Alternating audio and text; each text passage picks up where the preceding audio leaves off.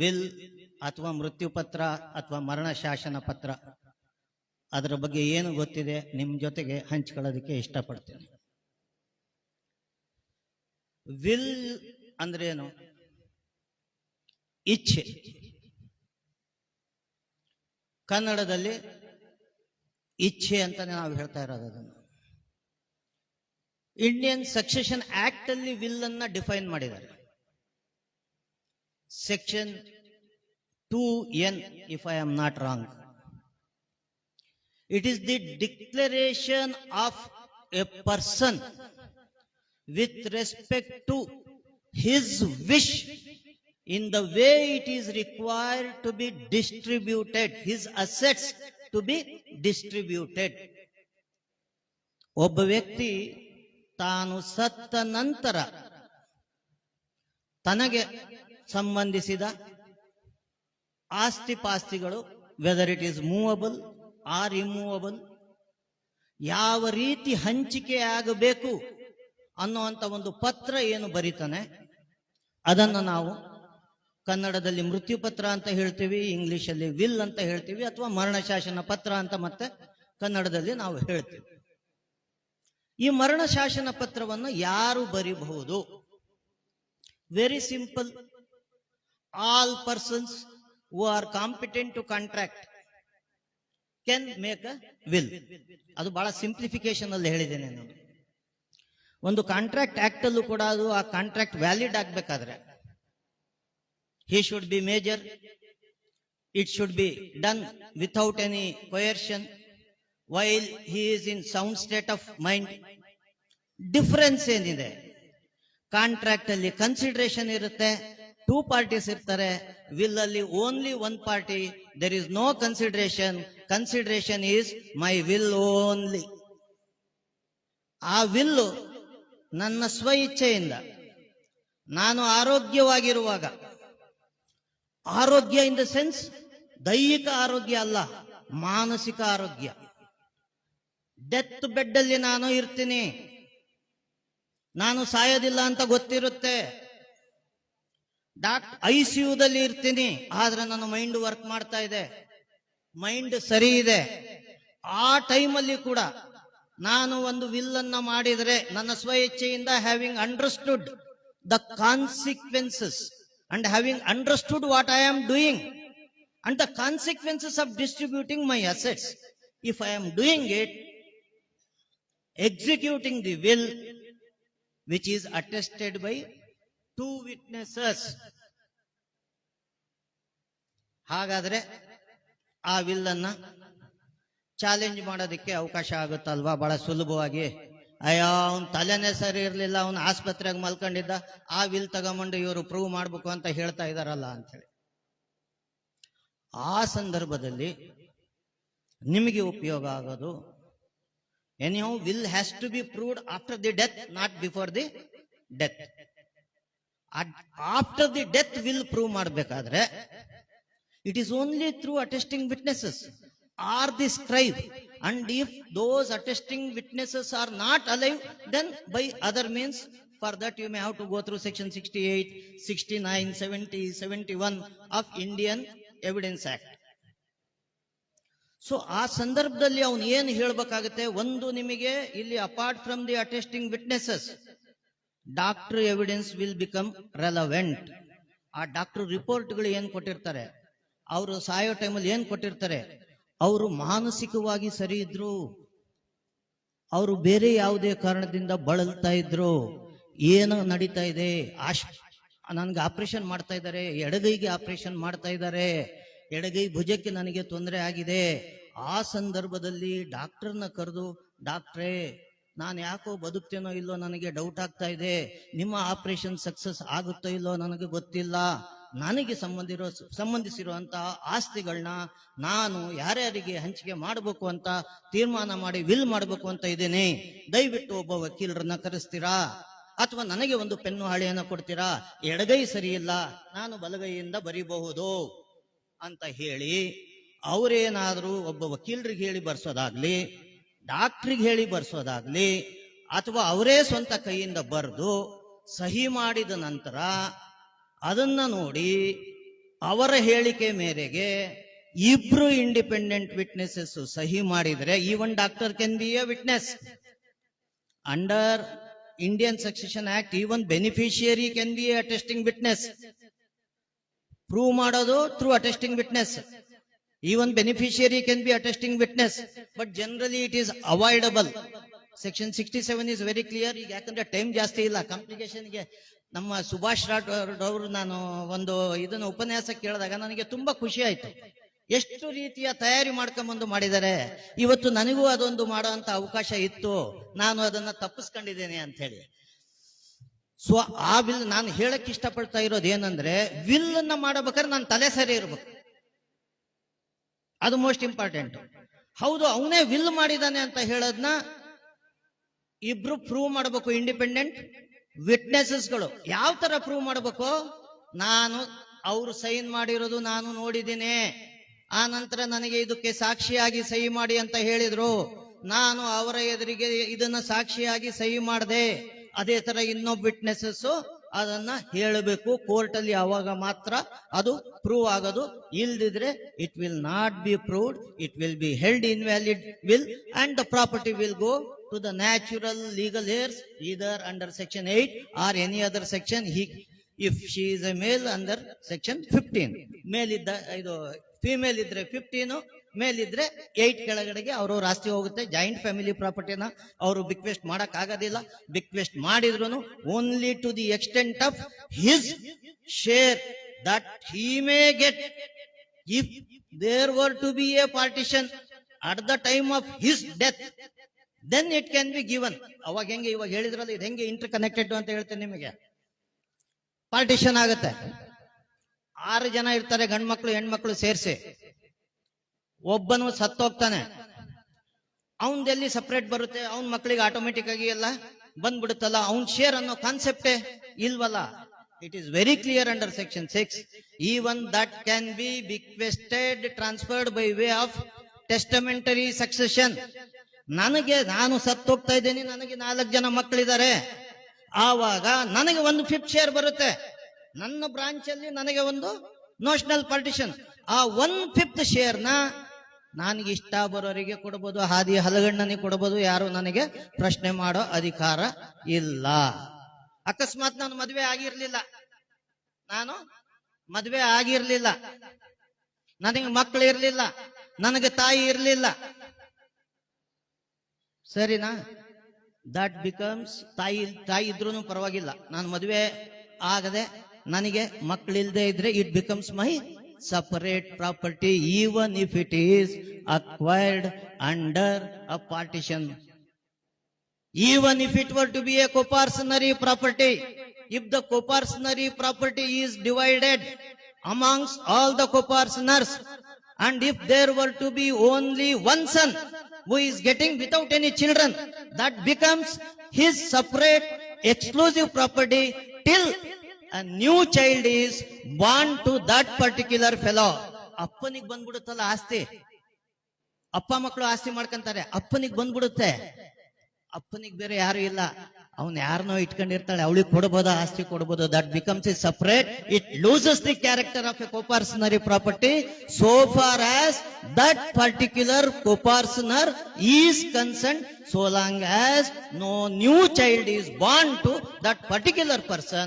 Therefore even that property can be given by will to any persons of his choice.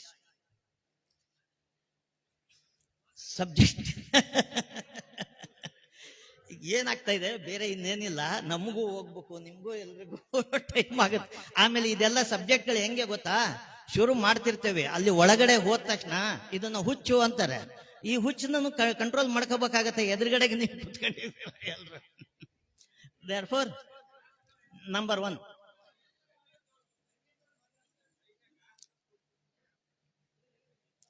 Okay, will ಬಗ್ಗೆ ನಾನು ನಿಮಗೆ ಹೇಳ್ತಾ ಇದ್ದೆ. Generally ಇನ್ನೊಂದು ನಾವು ಅರ್ಥ ಮಾಡ್ಕೋಬೇಕು, ಈ attesting witness becomes most important. There are certain documents which requires attestation. Even a mortgage requires attestation. Even a gift deed requires attestation because it is without consideration.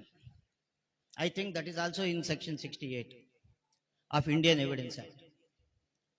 ಈ ಮಾರ್ಟಿಗೇಜ್ ಡೀಡ್ ನ prove ಮಾಡೋದಕ್ಕೆ if the mortgagor admits it and if it is a registered document it need not be attested through the attesting witnesses, need not be proved through the attesting witnesses. ಯಾಕಂದ್ರೆ ಅವರು ಜೀವಂತವಾಗಿರ್ತಾರೆ.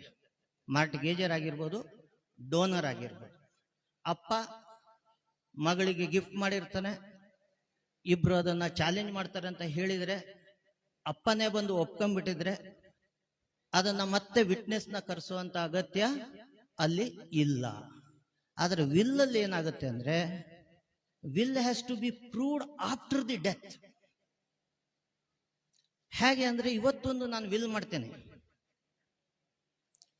ನನ್ನ ಮನಸ್ಸು change ಆಗತ್ತೆ, ಒಂದು ವರ್ಷ ಆದ್ಮೇಲೆ ಇನ್ನೊಂದು ವಿಲ್ ಮಾಡ್ತೇನೆ, ಮತ್ತೆ ಮನಸ್ಸು ಚೇಂಜ್ ಆಗುತ್ತೆ, ಇನ್ನೊಂದು ವರ್ಷ ಆದ್ಮೇಲೆ ಬೇರೆ ವಿಲ್ ಮಾಡ್ತೇನೆ. ನೋಡಿ, ನಾನು ಇವಾಗ ರಿವೋಕ್ ಮಾಡಿದ್ದೀನಿ, ಅದು ಇದು ಏನು ಹೇಳ್ತಾ ಇಲ್ಲ ನಿಮಗೆ. ಒಂದು ರಿವೋಕ್ ಮಾಡಿ ಮಾಡೋದು, ಒಂದು ವಿಲ್ ಮಾಡ್ತಾ ಇದ್ದೀನಿ ಇವತ್ತೊಂದು, ಇನ್ನೊಂದು ವಿಲ್ ಆಮೇಲೆ ಮಾಡ್ತಾ ಇದ್ದೀನಿ, ಮತ್ತೊಂದು ವಿಲ್ ಇನ್ನೊಂದು ಸರಿ ಮಾಡ್ತಾ ಇದ್ದೇನೆ. Whether all the 3 wills are valid or only last will is valid? The answer is both yes and no. To the extent of variation and contradiction, last will prevail. ಲಿಂಗಸುಗೂರಿನ Sonnappa ಕೇರಿಯಲ್ಲಿರೋ ಮನೆಯನ್ನ ನಾನು ನನ್ನ ಮೊದಲನೇ ಮಗನಾದ ರಾಮಪ್ಪನಿಗೆ ಕೊಡುತ್ತಿದ್ದೇನೆ. ಎರಡನೇ ವಿಲ್ಲಲ್ಲಿ ಅದರ ಪ್ರಸ್ತಾಪವೇ ಇಲ್ಲ. ಮತ್ತೆ ಅವನೇನೋ ದುಡಿತಾನೆ, ಅವನು ಮತ್ತೊಂದು ವಿಲ್ ಮಾಡ್ತಾನೆ. ನಾನು ಲಿಂಗಸುಗೂರಿನಲ್ಲಿ ವ್ಯಾಪಾರ ಮಾಡುತ್ತಿರುವಂಥ ಇಂಥ ಮಂಡಿ ವ್ಯಾಪಾರವನ್ನ ನನ್ನ ಎರಡನೇ ಹೆಂಡತಿಯ ಮೂರನೇ ಮಗನಾದ ಇಂಥವನಿಗೆ ಕೊಡುತ್ತಿದ್ದೇನೆ. The general concept is the final will prevails, the first will not prevail. Here there is absolutely no contradictions. So even this will prevail and that will also prevail. ಇನ್ನೊಂದು, ನಾನು ಸಾಮಾನ್ಯ ಜ್ಞಾನವಾಗಿ ಆಸ್ ಎ ಲೇ ಮ್ಯಾನಿಗೆ ಸಂಬಂಧಪಟ್ಟಂಗೆ, ಯಾಕಂದ್ರೆ ಎಕ್ಸ್ಪರ್ಟ್ಗಳು we know how to interpret the law, hair splitting interpretation ನಾವು ಮಾಡ್ತೇವೆ as a lawyer to safeguard the interest of our clients. ಸಾಮಾನ್ಯವಾಗಿ ನಾವೇನು ಅರ್ಥ ಮಾಡ್ಕೋಬೇಕಾಗಿರೋದು ಆ ಆಂಗಲ್ ಇಂದ ನಾನು ಹೇಳ್ತಾ ಇದ್ದೀನಿ. It is only the basics and fundamentals. ಒಂದು ವಿಲ್ ಮಾಡಬೇಕಾದ್ರೆ ಕೆಲವ್ರು ಏನಂತಾರೆ, ಆ ಮುನ್ಸಿಪಲ್ ನಂಬರ್ ಹಾಕಿರ್ಬೇಕು, ಮೆಜರ್ಮೆಂಟ್ ಬರ್ದಿರ್ಬೇಕು, ಬೌಂಡ್ರಿ ಬರ್ದಿರ್ಬೇಕು. There are various case laws which clearly says no detailed description of the property to be bequested to be given in the will so long as you can identify that particular property. ಈಗ ಒಂದು example ಹೇಳಿದೆ ನಿಮಗೆ. ಸೊಣ್ಣಪ್ಪ ಕೇರಿಯಲ್ಲಿರುವಂತ ಮನೆ, ಅಲ್ಲಿ ನಾನು boundary ಹಾಕೋದಿಲ್ಲ, measurement ಹಾಕೋದಿಲ್ಲ, ಏನೇನು ಬರೆಯೋದಿಲ್ಲ. ನಾನು ಸೊಣ್ಣಪ್ಪ ಕೇರಿಯಲ್ಲಿ ಇರೋದೇ ಒಂದ್ ಮನೆ, ನನಗೆ 10 ಮನೆ ಇದಾವ, ನನಗ್ ಸೇರಿರೋದು ಅದೊಂದ್ ಮನೆ, ಆ ಮನೆ ಅವನಿಗೆ ಕೊಡ್ತಾ ಇದ್ದೇನೆ. ಸರ್, ಇದ್ರಲ್ಲಿ ಮುನ್ಸಿಪಲ್ ನಂಬರೇ ಬರ್ದಿಲ್ವಲ್ಲ, ಇದು ವ್ಯಾಲಿಡ್ ಆಗುತ್ತಾ ಸರ್? ಇದಕ್ಕೆ ಬೌಂಡ್ರಿ ನೋಡಿದ್ರೆ ಬರ್ದಿಲ್ವಲ್ಲ sir? There is no law or rule which says that the will should be in this particular format. ಆ ಫಾರ್ಮ್ಯಾಟೇ ಇಲ್ಲ. The requirement of law is he should be major, he should be of sound mind, he should understand the consequences of his acts, and he should distribute his assets. ಯಾವೊಂದೋ ಮಾಡಿರೋದಕ್ಕೆ ಅದಕ್ಕೆ valid ಆಗಲ್ಲ. ಯಾರ್ದೋ property ಇದ್ರೆ it will be void ab initio, it cannot be acted upon. ಯಾಕೆ ಹೇಳ್ತೀನಿ ಅಂತ ಹೇಳಿದ್ರೆ, ಇದು registration ಆಗ್ಲೇಬೇಕು ಅಂತ ಇಲ್ಲ. ನಾನು ಯಾವೊಂದೋ ಪ್ರಾಪರ್ಟಿನ ನಂದು ಅಂತಾನು ವಿಲ್ ಮಾಡಬಹುದು. ವಿಲ್ಲಲ್ಲಿ ಬಂದ್ಬಿಟ್ಟಿದೆ ಸ್ವಾಮಿ ಅಂತ ಹೇಳಿ ನೀವು ಆ ಪ್ರಾಪರ್ಟಿನ ಕೇಳಕ್ ಆಗೋದಿಲ್ಲ. There are certain things which are presumed. he or she is bequesting the properties which can be bequested by him, are the properties which can be transferred or alienated or utilized by that particular person at that time of time, or he may say all the properties. That is omnibus clause anta heltivi. All the properties that would be acquired by me in future shall go to my elder son and only elder son to the exclusion of all others ಅಂತ ಹಾಕ್ತಾನೆ. ಇಲ್ಲಿ ನೋಡಿ ನಿಮ್ಗೆ ಹೇಳ್ತೀನಿ sir, elder ಸನ್ಗಂತ ಬರ್ದಿದ್ದಾರೆ, ಬೇರೆಯವ್ರನ್ನ ತೆಗೆದುಹಾಕ್ಬಿಟ್ರು. Elder ಸನ್ ಮುಂಚೆನೆ ಸತ್ತೋಗ್ಬಿಟ್ಟ, ಇವನು ವಿಲ್ ಚೇಂಜ್ ಮಾಡಲಿಲ್ಲ, ಏನಾಗುತ್ತೆ? This is what is known as vesting and divesting. It vested in him, it shall go to my son ಅಂತ ನಾನು ಹೇಳಿದ್ಮೇಲೆ, it vests with my son upon my death, not before that. Then it becomes the property of my son and his legal heirs are entitled to that property unless the intention is otherwise. ಒಂದು ವಿಲ್ಲನ್ನ ನಾವು ಬಹಳ ದೊಡ್ಡ ಪ್ರಾಪರ್ಟಿನ, ಕೆಲವರಿಗೆ ಬಹಳ ಬಹಳ ಪ್ರಾಪರ್ಟಿಗಳು ಇರ್ತವೆ, ಒಬ್ಬರನ್ನ ಶಾನುಭೋಗ್ರನ್ನ ಕರೆಸಿ ಬರೆಸ್ತಾ ಹೋಗ್ತಾರೆ, ಪಟ್ಟಿ ಮಾಡ್ತಾ ಹೋಗ್ತಾರೆ. ಒಂದೇ ಪ್ರಾಪರ್ಟಿನ ಒಂದೊಂದ್ಸರಿ ಇಬ್ಬರಿಗೂ ಕೊಟ್ಟುಬಿಟ್ಟಿರ್ತಾರೆ, ಬಹಳ ಪ್ರಾಪರ್ಟಿಗಳಿರ್ತವೆ. ಆ ಸಂದರ್ಭದಲ್ಲಿ ಏನಾಗತ್ತೆ? ಆ ಸಂದರ್ಭದಲ್ಲಿ ನೀವು ಒಟ್ಟು ವಿಲ್ಲನ್ನ ಒಂದು ಸರಿ ಓದಲೇಬೇಕು. What was the intention of the testator. ತದನಂತರದಲ್ಲಿ ಮೇಲ್ಗಡೆ ಇವನಿಗೆ ಇಂತಿಂತ ಪ್ರಾಪರ್ಟಿ ಕೊಟ್ಟಿದ್ದೀನಿ ಅಂತ ಹೇಳಿ ಒಂದು ಕಾರಣ ಹೇಳಿ ಅವನಿಗೆ ಹಲವಾರು ಪ್ರಾಪರ್ಟಿಗಳನ್ನ ನಾನು ಈಗಾಗಲೇ ಆಸ್ತಿಯನ್ನು ಕೊಟ್ಟಿದ್ದು, ಈ ಒಂದು ಆಸ್ತಿಯು ಇಂಥವನಿಗೆ ಸೇರತಕ್ಕದ್ದು. So therefore this is his last will. Will ಅಂತ ಹೇಳಿದಾಗ what is his last intention? ಇದು ಅವನಿಗಲ್ಲ, ಅವನು ಅದನ್ನ ಹೇಳಿಲ್ಲ ಅವನಿಗೆ ಕೊಡಬೇಡ ಅಂತ, ಅವನು ಅಷ್ಟೊತ್ತಿಗೆ ಮರ್ತು ಬಿಟ್ಟಿದ್ದಾನೆ ಅಥವಾ ಇನ್ನೇನೋ ಆಗಿದೆ, ಇದನ್ನ ಹೇಳ್ತಾ ಇದ್ದಾನೆ. This will prevail. These are all very complicated questions of facts and law. It is not as simple as I put it. Lawyer role ಬರೋದೇ ಅಲ್ವಲ್ಲ, ನಾವು ಬರೋದು ಟ್ರಯಲ್ ಮಾಡೋದು. ಲಾ ಗೊತ್ತಿದ್ರೆ ನೀವು ಯಾರಿಗೆ ಏನ್ ಪ್ರಶ್ನೆ ಕೇಳಬೇಕು, ಕ್ರಾಸ್ ಎಕ್ಸಾಮಿನೇಷನ್ ಏನ್ ಮಾಡಬೇಕು, ಇವನಿಂದ ನಾನು ಏನು ಹೊರಗಡೆ ತೆಗೆಸ್ಕೋಬೇಕು ಅನ್ನೋದು ನಿಮ್ಗೆ ಗೊತ್ತಾಗೋದು. So basically we should understand the law. Facts ಎಷ್ಟೋ ಸರಿ ಏನಾಗುತ್ತೆ, ಪ್ಲೀಡಿಂಗ್ಸ್ ಅಲ್ಲಿ I need not have to speak about law, I have to only prove the facts. The lawyer who drafts the plaint, he should understand law perfectly. ಅವನಿಗೆ latest case law ಚೆನ್ನಾಗಿ ಗೊತ್ತಿರಬೇಕು, ಏನನ್ನ ಬರೀಬೇಕು, ಏನನ್ನ ಬರೀಬಾರ್ದು, ಏನನ್ನ ಅಡ್ಮಿಟ್ ಮಾಡ್ಕೋಬೇಕು, ಏನನ್ನ ಅಡ್ಮಿಟ್ ಮಾಡ್ಕೋಬಾರ್ದು, ಅದು ಆ ಲಾಯರಿಗೆ ಚೆನ್ನಾಗಿ ಗೊತ್ತಿರಬೇಕು. ಇನ್ಸಿಡೆಂಟಲ್ಲಿ ನಿಮ್ಗೆ ಹೇಳ್ತಾ ಇದ್ದೀನಿ, ಬಹಳಷ್ಟು ಜನ ಏನ್ ಅನ್ಕೊಂತಾರೆ ಅಂತ ಹೇಳಿದ್ರೆ, ಹೈಕೋರ್ಟ್ ಲಾಯರ್ಗಳು ಬಹಳ ಬುದ್ಧಿವಂತರು, ಟ್ರಯಲ್ ಲಾಯರ್ಗಳು ಏನೋ ಒಂದು ಮಾಡ್ಕೊಂಡು ಹೋಗ್ತಾರೆ ಅಂತ ಹೇಳಿ. ನಾನು ಎರಡು ಕಡೆ ಪ್ರಾಕ್ಟೀಸ್ ಮಾಡಿ ಹೇಳ್ತಾ ಇದ್ದೀನಿ, ಟ್ರಯಲ್ ಲಾಯರ್ಸ್ಗೆ ಲಾ ಹೈಕೋರ್ಟ್ ಲಾಯರ್ಸ್ಗೆ ನಾನು ಜಾಸ್ತಿ ಗೊತ್ತಿರಬೇಕು. ಯಾಕೆ ಅಂತ ಹೇಳ್ತೀನಿ, ನಿಮ್ಮ ಹತ್ರ ಬರುವಂತ ಪಾರ್ಟಿಗಳು, ಸ್ವಾಮಿ ಇದು ನಮ್ಮ ಅಪ್ಪನ ಆಸ್ತಿ ಇತ್ತೋ, ಅಜ್ಜನ ಆಸ್ತಿ ಇತ್ತೋ, ಅಮ್ಮನ ಆಸ್ತಿ ಇತ್ತೋ, ಅಥವಾ ಇಂಥ ಒಂದು ಆಭರಣ ಬಿಟ್ಟು ಹೋಗಿದ್ರೋ, ಸಾಲುಗಳಿದ್ವೋ, ಅವರು ಬಂದು ನಿಮ್ಮ ಹತ್ರ ಫ್ಯಾಕ್ಟ್ಸ್ ಬಿಟ್ರೆ ಇನ್ನೇನು ಹೇಳೋದಿಲ್ಲ. ಎಷ್ಟೋ ಸರಿ ಅವರಿಗೂ ಕೆಲವು ಕ್ಲಾರಿಟಿಗಳು ಇರೋದಿಲ್ಲ. ಅವನಿಗೆ ನೀವು ಏನು ರಿಲೀಫು, ಯಾವ ಆಕ್ಟ್ ಕೆಳಗಡೆಗೆ ಕೊಡಬೇಕು ಅಂತ ಹೇಳಿದ್ರೆ, ನೀವು ಟ್ರಯಲ್ ಕೋರ್ಟಲ್ಲಿ ಯಾರು ಪ್ಲೀಡಿಂಗ್ಸ್ನ ಪ್ರಿಪೇರ್ ಮಾಡ್ತೀರಾ, ನೀವು ಹೈಕೋರ್ಟ್ ಲಾಯರ್ಕಿನ್ನೂ ಜಾಸ್ತಿ ಅಪ್ಡೇಟ್ ಆಗಿರ್ಬೇಕಾಗತ್ತೆ. ಆಮೇಲೆ ನಿಮಗೆ ಗೊತ್ತಿರುತ್ತೆ ನಾನೇನು ಪ್ರೂವ್ ಮಾಡಬೇಕು ಅಥವಾ ಅದರ್ ಸೈಡಿಂದ ಏನು ಅಡ್ಮಿಷನ್ ತಗೋಬೇಕು ಅನ್ನೋದು. A real lawyer is there in the trial court. That art of cross examination ಇದೆಯಲ್ಲ, ಅದು ಎಷ್ಟೋ ಸರಿ ನಮ್ಗೆ ಹೈಕೋರ್ಟ್ ಅಲ್ಲಿ ಪ್ರಾಕ್ಟೀಸ್ ಮಾಡೋರಿಗೆ ಗೊತ್ತಿರಲ್ಲ. Because facts are settled.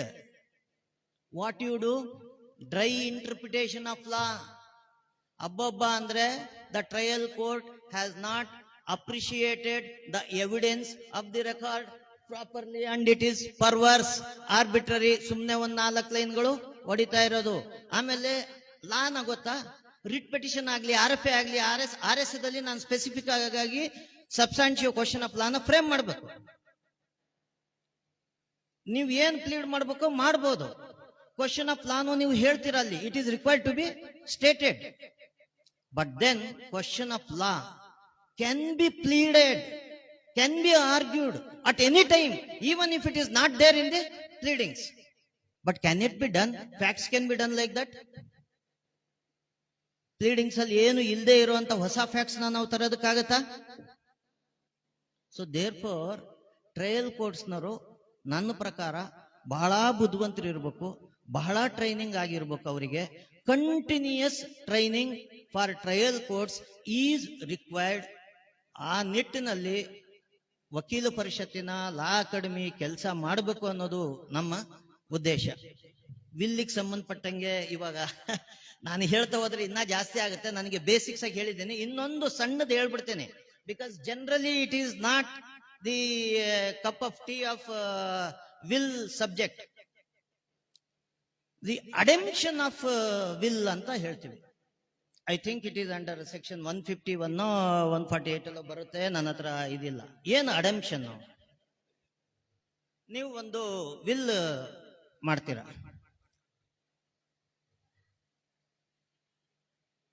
ಇಂಥ ಕೇರಿಯಲ್ಲಿರೋ ಅಥವಾ ಇಂಥ ಬೀದಿಯಲ್ಲಿರೋ ಇಂಥ ಮನೆನ ನಾನು ಇಂಥವನಿಗೆ ಕೊಡ್ತಾ ಇದ್ದೇನೆ, ವಿಲ್ ಮಾಡ್ಬಿಟ್ರಿ ನೀವು. ಆ ನಂತರದಲ್ಲಿ ಏನಾಗುತ್ತೆ, ಅದನ್ನ ನೀವು ಮಾರ್ಬಿಡ್ತೀರ.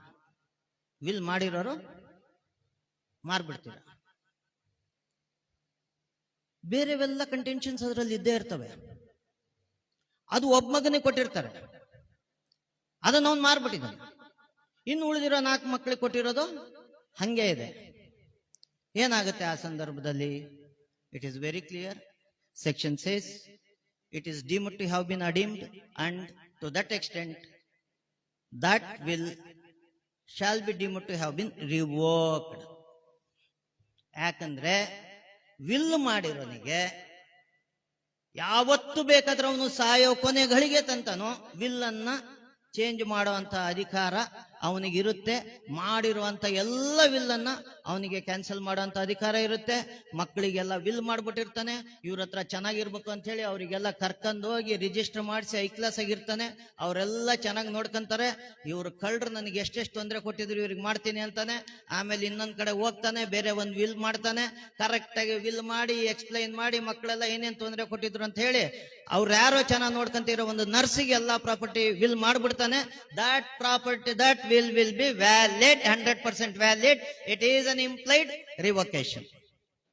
With these remarks, ಇಷ್ಟೊಂದು ಸಮಾಧಾನದಿಂದ ತಾವು ಕೇಳಿದ್ದಕ್ಕೆ ಮತ್ತು ನನಗೆ ಗೊತ್ತಿರುವಂತ 2 ವಿಚಾರವನ್ನ ಮಂಡಿಸೋದಕ್ಕೆ ಅವಕಾಶ ಮಾಡಿಕೊಟ್ಟಿರುವಂತ ಲಿಂಗಸೂರು ವಕೀಲರ ಸಂಘದ ಅಧ್ಯಕ್ಷರಿಗೆ, ಪದಾಧಿಕಾರಿಗಳಿಗೆ ನನ್ನ ನಮಸ್ಕಾರಗಳನ್ನ ಹೇಳ್ತಾ ನನ್ನ 2 ಮಾತನ್ನು ಮುಗಿಸ್ತೇನೆ. ನಮಸ್ಕಾರ. ಜೈ ಹಿಂದ್, ಜೈ ಕರ್ನಾಟಕ. ಬೆಂಗಳೂರಿಂದ ಇಲ್ಲಿವರೆಗೆ ಬಂದು ಮೃತ್ಯು ಪತ್ರದ ಕುರಿತು ಸುದೀರ್ಘವಾಗಿ ವಿಶ್ಲೇಷಣೆ ಮಾಡಿದ ಸನ್ಮಾನ್ಯ ಶ್ರೀ FS ಗೌತಮ್ ಚಂದ್ ವಕೀಲರಿಗೆ ತುಂಬು ಹೃದಯದ ಅವರ ಶ್ರಮಕ್ಕೆ ನಾವು ಚಪ್ಪಾಳೆ ಹೊಂದಿಗೆ ಅವರನ್ನ ಧನ್ಯವಾದಗಳನ್ನ ಅರ್ಪಿಸೋಣ.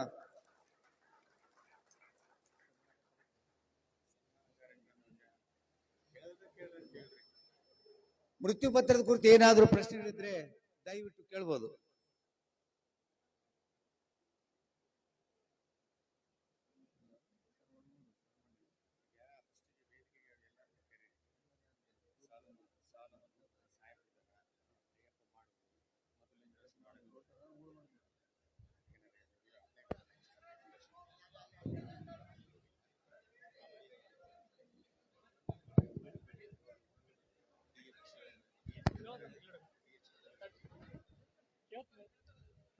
ರಿಜಿಸ್ಟರ್ಡ್ ವಿಲ್ ಅನ್ರಿಜಿಸ್ಟರ್ಡ್ ವಿಲ್ ಆದ ಹೊತ್ನಾಗ ಯಾವುದು ಒಂದು ರಿಜಿಸ್ಟರ್ಡ್ ವಿಲ್ ಫಸ್ಟ್ ಮಾಡಿರ್ತಾರ, ಸೆಕೆಂಡ್ ಅನ್ರಿಜಿಸ್ಟರ್ಡ್ ವಿಲ್ ನಾನು ಸಾಯ್ತಾ ಇದ್ದೀನಿ ಅದನ್ನ ರದ್ದು ಮಾಡಿದೀನಿ ಅಂತ ಅನ್ರಿಜಿಸ್ಟರ್ಡ್ ಆಗುತ್ತಾ, ಯಾವ್ದು ವ್ಯಾಲಿಡ್? ಲಾಸ್ಟಿಗೆ ಯಾವ ವಿಲ್ ಮಾಡಿರ್ತಾನೆ ಅದೇ valid. No law requires that the will should be registered.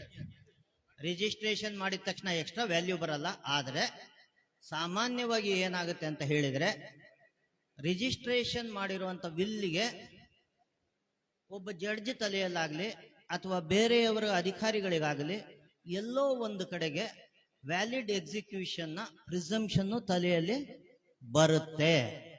It is not A legal presumption.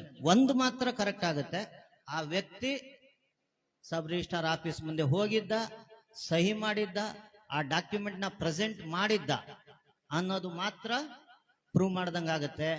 ಅದನ್ನು ಇಂಡಿಪೆಂಡೆಂಟ್ ಆಗಿ ಅಟೆಸ್ಟಿಂಗ್ ವಿಟ್ನೆಸ್ ಮುಖಾಂತರ ಪ್ರೂವ್ ಮಾಡ್ಬೇಕಾಗತ್ತೆ. ಎರಡನೇ ವಿಲ್ ಮಾಡೋದು ಏನಾಗುತ್ತೆ ಅಂದ್ರೆ ಇಂಪ್ಲೈಡ್ ಆಗಿ ಹಳೆ ವಿಲ್ ನ ಕ್ಯಾನ್ಸಲ್ ಮಾಡ್ದಂಗಾಗತ್ತೆ. Then the burden is heavy on the propounder of the second will. ಅಂದ್ರೆ ಆ ವಿಲ್ಲಿನ ಕೆಳಗೆ ಯಾರು ಕೇಳ್ತಿದ್ದಾನೆ ಅವನು ಪ್ರೂವ್ ಮಾಡ್ಲೇ ಬೇಕಾಗುತ್ತೆ.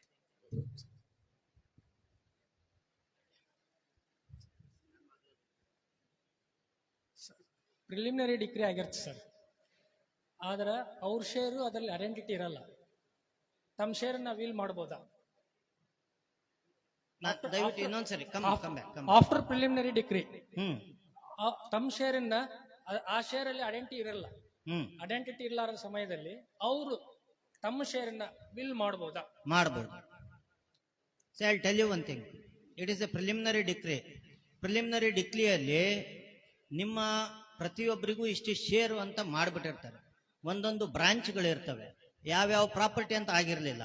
ಇಂಥ ಇದರಲ್ಲಿ ನನಗೆ ಪ್ರಿಲಿಮಿನರಿ ಡಿಕ್ರಿಯಲ್ಲಿ ಈ ಶೇರು 1/6 ಶೇರು, 1/8 ಶೇರು, 1/10 ಶೇರ್ ಬರುತ್ತೆ. ಅದರಲ್ಲಿ ಮತ್ತೆ ನನ್ನ ಫ್ಯಾಮಿಲಿಯಲ್ಲಿ ಭಾಗ ಆದಾಗ ನನಗೆ ಇಷ್ಟು ಶೇರ್ ಬರುತ್ತೆ. ಅಲ್ಲ ಸರ್, ಅದು ಫಿಕ್ಸ್ ಆಗಿರೋದಿಲ್ಲ. ಅವನು 1/10 ಹೇಳಿರ್ತಾನೆ, ಅವನಿಗೆ 1/20th ಬಂದ್ರೆ to the extent of 1/20th that will become valid. Sir ಒಂದು ಕ್ವಶನ್. ಈಗ ವೀಲ್ ಬರ್ದಿರ್ತಾರೆ sir, 2 witness is important. But ನಮ್ಮ ಫಾದರ್ ವೀಲ್ ಬರ್ದಿದ್ದಾರೆ, ಆ ಪ್ರಾಪರ್ಟಿ ನನಗೆ ಸೇರ್ಬೇಕು ಅಂತ ಬರ್ದಿದ್ದಾರೆ. ಬಟ್ ವಿಟ್ನೆಸ್ ಏನಿರ್ತಾರೆ ನನ್ನ ಕಡೆನೆ ಇರ್ತಾರೆ, ಆ ವೀಲಿಗೆ ಮಾನ್ಯತೆ ಇರ್ತದ ಮುಂದೆ ವಿಟ್ನೆಸ್ ನನ್ನ ಸೈಡ್ ಆದ್ರೆ? ಇದು it is just case of attesting witnesses becoming hostile, right? Even then ಅವ್ರ ಹೋಸ್ಟೈಲ್ ಆದ್ರೂ, ಅವ್ರ ಹೋಸ್ಟೈಲ್ ಯಾಕೆ ಆದ್ರು, ಇಲ್ಲೇ ನಿಮ್ ಟ್ರಯಲ್ ನಾನು ಹಗಲೆಲ್ಲ ಯಾಕೆ ಹೇಳ್ತಾ ಇರ್ತೇನೆ, ಇಲ್ದಿ role of the lawyer becomes very important. ಆ ಎಕ್ಸಿಕ್ಯೂಷನ್ ಆಫ್ ವಿಲ್ ನ ಇವರ ಸಿಗ್ನೇಚರ್ ಥ್ರೂ ನೀವು ಪ್ರೂವ್ ಮಾಡಬೇಕು. Which would have been admitted sign, ಯಾರ್ದು? ಯಾರು ಟೆಸ್ಟ್ ಮಾಡಿರ್ತಾರಲ್ಲ ವಿಲ್ ಅವ್ರದ್ದು. ಆಮೇಲೆ ಅಲ್ಲಿ ಫ್ಯಾಕ್ಟ್ಸ್ ಅಂಡ್ ಸರ್ಕಮ್ಸ್ಟೆನ್ಸಸ್ ಏನ್ ಹೇಳಿರ್ತಾರಲ್ಲ, ಈ ಪ್ರಾಪರ್ಟಿಯನ್ನ ಅವರು ಅವರ ಸ್ವಇಚ್ಛೆಯಿಂದ ಇವರಿಗೆ ಕೊಟ್ಟಿದ್ರಾ? ಯಾಕಂದ್ರೆ ಯಾರಿಗೆ ಕೊಟ್ಟಿಲ್ವೋ ಅವ್ರಿಬ್ರು ಅಟೆಸ್ಟಿಂಗ್ ವಿಟ್ನೆಸ್ ನ ಬೈ ಮಾಡ್ಬಿಟ್ರು ಅಂತ ಇಟ್ಕೊಳ್ಳಲ್ಲ. It is witness becoming hostile. ಅದನ್ನ ನೀವು ಯಾವ ತರ ಪ್ರೂವ್ ಮಾಡ್ತೀರಾ ಅದ್ರ ಮೇಲೆ ಡಿಪೆಂಡ್ ಆಗುತ್ತೆ. ಹೌದು, ಅವ್ರ ಮುಂದೆ ಆಗಿದ್ರು ಅವ್ರು ಹಾಸ್ಟೈಲ್ ಆಗಿದ್ದಾರೆ, ಇವರು ವಿಲ್ ಮಾಡಬೇಕಾದ್ರೆ ಇಂತಿಂತ ಸಂದರ್ಭಗಳಿದ್ವು, ವಾಲಂಟರಿ ಆಗಿ ಅವ್ರು ಮಾಡಿದ್ರು, ಇದು ಇವ್ರದೇ signature. So generally it becomes very difficult. Witness hostile ಆದಾಗ ನಿಮ್ಗೆ ಹೆಂಗ್ ಕಷ್ಟ ಆಗುತ್ತೆ, ಅದೇ ತರ ಅಟೆಸ್ಟಿಂಗ್ ವಿಟ್ನೆಸ್ ಹಾಸ್ಟೈಲ್ ಆದಾಗ the role of the lawyer becomes very difficult. But if you can prove the signature, ಯಾಕಂದ್ರೆ ಇನ್ನೊಂದು ಹೇಳ್ತೀನಿ, ಇಬ್ರು ಅಟೆಸ್ಟಿಂಗ್ ವಿಟ್ನೆಸ್ ಸತ್ತೋದ್ರು ಅಂತ ಇಟ್ಕೊಳ್ಳೋದು. ಹಾಸ್ಟೈಲ್ ಆಗೋದು ಒಂದು, ಸತ್ತೋಗ್ಬಿಟ್ರು ಇಬ್ರು, ಅವಾಗ ವಿಲ್ ಪ್ರೂವ್ ಮಾಡಕ್ ಆಗೋದಿಲ್ವಾ? Whether will become invalid? The answer is no. Once again you read the will before the court, then you prove the signature of the testator with the earlier admitted signatures, then his status of mind when this will was made. Alle, if the court comes to the conclusion, yes, it was duly executed by the testator, that will hold good. Thank you sir.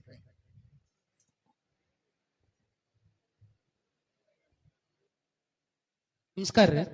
ನಂದೊಂದು ಪ್ರಶ್ನೆ sir. Yes sir. ಒಬ್ಬ ವ್ಯಕ್ತಿ will ಮಾಡೋ ಕಾಲಕ್ಕೆ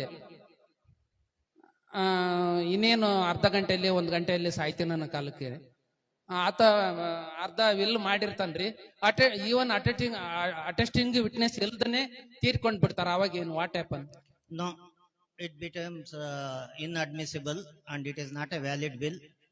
ಅದನ್ನ ಇನ್ನೊಂದು context ಅಲ್ಲಿ ಹೇಳ್ತೀನಿ. ಇದನ್ನ ಪ್ರಿವಿಲೇಜ್ಡ್ ವಿಲ್ಸ್ ಅಂತ ಇದೆ ಕಾಂಟೆಕ್ಸ್ಟ್.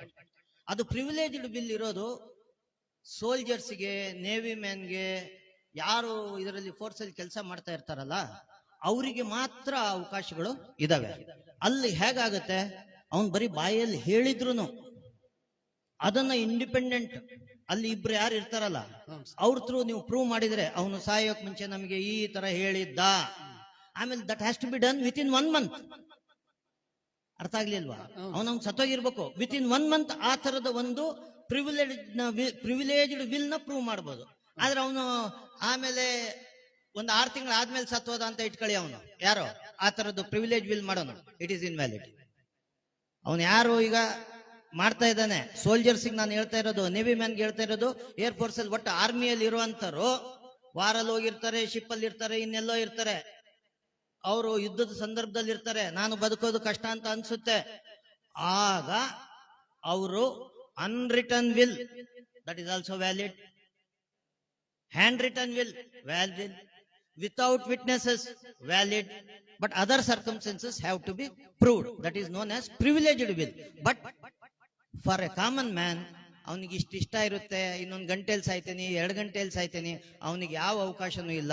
ಅವನು to my knowledge, may be law ಏನಾದ್ರು ಚೇಂಜ್ ಆಗಿದ್ರೆ ಗೊತ್ತಿಲ್ಲ, ಅಥವಾ ನನ್ನ ಓದು ಕಡಿಮೆ ಆಗಿದ್ರೆ ಗೊತ್ತಿಲ್ಲ, ಆ ಒಂದು ಅವಕಾಶ ಇಲ್ಲ.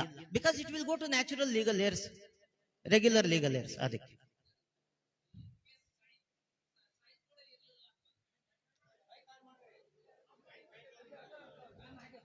ಹಲೋ, ಸೈ ಕೂಡ ಇರ್ಲಿಲ್ಲ ಅಂತಂದ್ರೆ ಇನ್ನೇನ್ ಸೈ ಮಾಡ್ಬೇಕನ್ನಟ್ಟಿಗೆ ಸತ್ ಬಿಡ್ತಾರ. ಸತ್ತೋದ ನ್ಯಾಚುರಲ್ ಲೀಗಲ್ ಏರ್ಸಿಗೆ ಹೋಗುತ್ತೆ. ಸರಿ sir, thank you sir, thank you sir. Sir sir ನಿಮ್ಗೆ ಯಾಕೆ ಹೇಳ್ತೀನಿ ಅಂದ್ರೆ, ಅಲ್ಲಿ ಪ್ರಿವಿಲೇಜ್ ಕೊಟ್ಟಿದ್ದಾರೆ, ಇಲ್ದಿದ್ರೆ ಅಲ್ಲಿ ಸಾಯೋ ಟೈಮಿಗೆ ಹಾಗಾಯ್ತು ಹೀಗಾಯ್ತು ಅಂತೇಳಿ ಅದು ಎಂತ ಲಿಟಿಗೇಷನ್ ಆಗುತ್ತೆ ಲಾಯರ್ ಕೈ ಸಿಕ್ಕರೆ ಅಂತ ನಿಮಗೆ ಇಮ್ಯಾಜಿನ್ ಆಗತ್ತ? ಯಾವನಾದ್ರೂ ಆಸ್ತಿ ತಗೊಳಕ್ಕಾಗತ್ತಾ ಲೀಗಲ್ ಏರ್ಸು? ಅರ್ಥ ಮಾಡ್ಕೊಳ್ಳಿ ನೀವು. Is it possible? Submission. Hello sir, ಒಬ್ಬ ಮಹಿಳೆ ತನ್ನ ಭಾಗದ 2 ಎಕರೆ ಜಮೀನನ್ನ ತನ್ನ ಮಗಳಿಗೆ ವಿಲ್ ಮೂಲಕ ಬರೆದಿರ್ತಾರೆ ಸರ್. ಆಕೆ ಮರಣ ನಂತರ ಮಗಳು ಕಂದಾಯ ಇಲಾಖೆ ಅಧಿಕಾರಿಗಳಿಗೆ ವಿಲ್ ಆದ ಮೇಲೆ ವರ್ಗಾವಣೆಗೆ ಅರ್ಜಿಯನ್ನು ಸಲ್ಲಿಸ್ತಾರೆ ಸರ್. ಅರ್ಜಿಯನ್ನು ಸಲ್ಲಿಸಿದ ನಂತರ ಇನ್ನು ಉಳಿದ ಆಕೆ ಅಣ್ಣ ತಮ್ಮಂದ್ರು ತಕರಾರಾಗ್ತಾರೆ ಸರ್ ತಹಶೀಲ್ದಾರ್ ಹತ್ರ. ಆ ಸಂದರ್ಭದಲ್ಲಿ ತಹಶೀಲ್ದಾರ್ ಸಿವಿಲ್ ಕೋರ್ಟಿಗೆ ಅಪ್ರೋಚ್ ಆಗಂತೇಳಿ ಆದೇಶವನ್ನ ಮಾಡ್ತಾನೆ ಸರ್. ಈಗ ಆಕೆಗೆ ಇರ್ತಕ್ಕಂಥ ಕಾನೂನಿನಲ್ಲಿ ಇರ್ತಕ್ಕಂಥದ್ದು ಆಕೆ ಯಾವ ರೀತಿ ಆಕೆಗೆ ಈಗ ಇದಿದೆ ಸರ್? ನಾನು ಇವಾಗ ಮಾತಾಡ್ತಾ ಹೇಳಿದೆ, it is for the propounder of the will to prove the will to establish the will. Sir, civil ಕೋರ್ಟಿಗೆ ಹೋಗ್ಬೇಕಾದ್ರೆ ಹೋಗ್ಲೇಬೇಕು. ಅವಾಗ ಅವರು ವಿಲ್ ಮಾಡಿದ್ದನ್ನ ಥ್ರೂ ಅಟೆಸ್ಟಿಂಗ್ ವಿಟ್ನೆಸಸ್ ನ ಪ್ರೂವ್ ಮಾಡಬೇಕು. ಅವಾಗ ಆಟೋಮೆಟಿಕ್ ಆಗಿ ಮಗಳಿಗೆ ಬರುತ್ತೆ. ಮಗಳಿಗೆ ಏನು ನೀವು ಮೊಮ್ಮಗಳು ಹೋಗ್ತಾ ಇರೋದು, ಮೊದಲನೇ ಮಗಳಿಗೆ ಬಂತು ಅಂದ ತಕ್ಷಣ ಬೇರೆಯವ್ರದೆಲ್ಲ ವಾದ ನಿಂತು ಹೋಗುತ್ತೆ ಸರ್. ಆಕೆ ಟೈಟಲ್ ಇರಲು ಕೂಡ ಹೋಗ್ಬೋದಾ ಸರ್? ಯಾವ್ದು? ಆಕೆ ಟೈಟಲ್ಲೇ ಪಾಸ್ ಆಗಿರಲ್ಲ ಅಲ್ಲ, it is not the question of title. ಏನು ಪಾಸ್ ಆಗೋದು ಯಾರಿಗೆ? ನಾನು ಪ್ರಶ್ನೆ ಸರಿಯಾಗಿ ಅರ್ಥ ಮಾಡ್ಕೊಂಡಿಲ್ಲ. ಇನ್ನ ಮುಟೇಶನ್ ಆಗಿರಲ್ಲ ಸರ್. ಸರ್, ಮುಟೇಶನ್ ಟೈಟ್ಲ್ ಅಲ್ವೇ ಅಲ್ಲ, ಅದು general concept. Mutation, RTC, they are not at all title. It is only the person who is liable to pay taxes in the context of municipal properties and in the context of RTC generally who is in position of the property. ಅಲ್ಲಿ ಏನ್ ಮಾಡ್ತಾರೆ ಅಂದ್ರೆ, RTC ಅಲ್ಲಿ column number 9, column number 12 ನಿಮ್ಗೆಲ್ಲ ಗೊತ್ತಿರುತ್ತೆ. ಖಾತೆ ಎಲ್ಲಿಂದ ಬಂತು ಅಂತ ನಾವು ತೋರಿಸ್ಬೇಕು. ಸುಮ್ನೆ ಏನೋ ಒಂದು ಹೆಸರು ಹಾಕ್ಬಿಟ್ಟ, ಕೆಳಗಡೆ 12ರಲ್ಲಿ ಒಂದು ಬಂದ್ಬಿಡ್ತು, 12ರಲ್ಲಿ ಬೇರೆ ಇದೆ, 9ರಲ್ಲಿ ಬೇರೆ ಇದೆ. Is it permissible? Post 1973 amendment it was not permissible. ಮುಂಚೆ ಏನಾಗ್ತಿತ್ತು, ಕಾಲಮ್ ನಂಬರ್ 9ರಲ್ಲಿ ಮಾಲೀಕರು ಬೇರೆ ಇರ್ತಿದ್ರು, ಕಾಲಮ್ ನಂಬರ್ 12ರಲ್ಲಿ ಉಳುಮೆ ಮಾಡೋನು ಬೇರೆ ಇರ್ತಿದ್ದ. ಅವನು ಅದ್ರ ಬೇಸಿಸ್ ಮೇಲೆ ಫಾರಂ ನಂಬರ್ 7 ಹಾಕೊಂಡು ಜಮೀನ ಅವನು ಆಕ್ಯುಪೆನ್ಸಿ ರೈಟ್ ತಗೋಬೋದಿತ್ತು. ಸೊ ಇದು ಟೈಟ್ಲ್ ಆಗಲ್ಲ ಅಂತ ನಾನು ನಿಮ್ಗೆ ಹೇಳ್ತಾ ಇರೋದು. ಮ್ಯುಟೇಷನ್ ಎಂಟ್ರಿ ಆಗಿರ್ಲಿ ಆಗಿಲ್ದೇ ಇರ್ಲಿ, ಸೇಲ್ ದೀಡೆ ಮಾಡ್ಬಿಟ್ಟಿರ್ಲಿ ಮಗಳು, ಈಗ ಇಲ್ಲಿ ಸೇಲ್ ದೀಡೆ ಮಾಡ್ಬಿಟ್ಟಿರ್ಲಿ, even then the subsequent purchaser who is claiming under the daughter, who claims under the will, the subsequent purchaser will have to prove the will. Sir ಈಗ private certificate ಇದೆ ಅಲ್ಲ sir, ಈಗ will ಅದ್ರ ಮೇಲೆ registration civil ಒಂದು certificate ಕೊಡ್ತೀವಿ, private certificate ಅಂತ ಹೇಳಿ. ಪ್ರೈವೇಟ್ ಪ್ರೊಬೇಟ್ ಬಂದ್ಮೇಲೆ ಏನಾಗುತ್ತೆ ಅಂದ್ರೆ you are proving the will. Provide compulsory ಅಂತ ಕೇಳ್ತಾರೆ. ಹಿಂದೂಗಳಿಗೆ ಕಂಪಲ್ಸರಿ ಅಲ್ಲ. ಪ್ರೆಸಿಡೆನ್ಸಿ ಟೌನ್ಸ್ ಅಲ್ಲಿ ಇರುವಂತ ಪ್ರಾಪರ್ಟಿಗಳು ಮಾಡಿದಾಗ, ಮೊದಲು ಹಳೆ ಪ್ರೆಸಿಡೆನ್ಸಿ ಏನು ಕೋಲ್ಕತ್ತಾ, ಡೆಲ್ಲಿ ಅಂಡ್ ಮುಂಬೈ, ಇವು ಮೂರೇ ಇತ್ತು. ನಾಲ್ಕನೇದು ಚೆನ್ನೈನೂ ಸೇರಿಸಿರ್ಲಿಲ್ಲ ಅವರು, ಕೋಲ್ಕತ್ತಾ, ಇವು 3 ಪ್ರೆಸಿಡೆನ್ಸಿ ಟೌನ್ಸ್ ಅಲ್ಲಿ ಸೇರಿರುವಂತ ಪ್ರಾಪರ್ಟಿಗಳಿಗೆ ಪ್ರೊಬೇಟ್ ತಗೊಳ್ಳೋದು was compulsory if the property falls in those 3 cities. ಹಿಂದೂಸ್ಗೆ probate is not compulsory, but ಕ್ರಿಶ್ಚಿಯನ್ಸ್ಗೆ ಪ್ರೊಬೇಟ್ ಈಸ್ ಕಂಪಲ್ಸರಿ. ಪ್ರೊಬೇಟ್ ಏನು ಅದು ಹೇಳ್ಬಿಡ್ತೀನಿ. Probate is very very relevant. Probate ಆಗಿದೆಯಾ ಇಲ್ಲ ಅಂತ ಸುಮ್ಮನೆ ಜನರಲ್ ಆಗಿ ಎಲ್ಲದಕ್ಕೂ ಕೇಳ್ತಾ ಇರ್ತಾರೆ.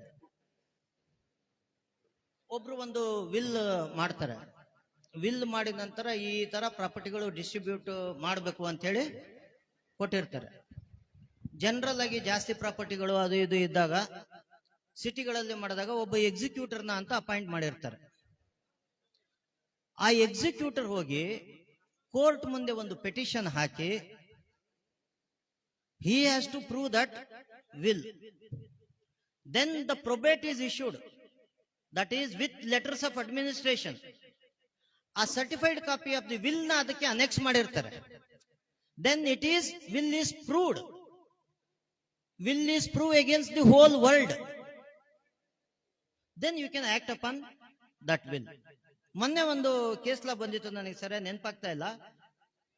ಎಕ್ಸಿಕ್ಯೂಟರ್ ಇಲ್ದಿದ್ರೆ ನಾವು ಪ್ರೊಬೇಟ್ ಮಾಡಕ್ಕೆ ಬರೋದಿಲ್ಲ ಅಂತ ಹೇಳಿ. With all due respect to the concerned judge, it cannot be like that. Administrator 5 property ಮಾಡಿರ್ತಾರೆ, court itself can appoint, probate ಮಾಡಿ ಅಡ್ಮಿನಿಸ್ಟ್ರೇಟರ್ನ ಆ ವಿಲ್ ನಲ್ಲಿರುವಂತ ಅಸೆಟ್ಸ್ ನ ಡಿಸ್ಟ್ರಿಬ್ಯೂಟ್ ಮಾಡೋದಕ್ಕೆ ಲೆಟರ್ಸ್ ಆಫ್ ಅಡ್ಮಿನಿಸ್ಟ್ರೇಷನ್ ಕೊಡುವಂತ ಅಧಿಕಾರ ಕೋರ್ಟ್ಗೆ ಇದೆ.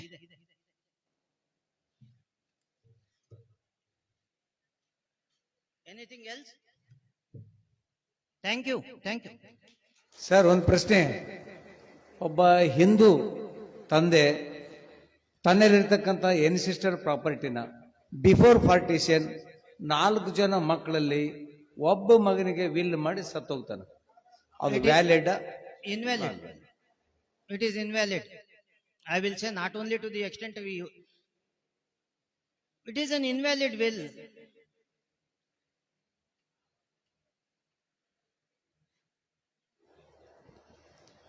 If an will executed during the pendency of the suit by a sick person incompetent to execute the said will, Invalid, void ab initio.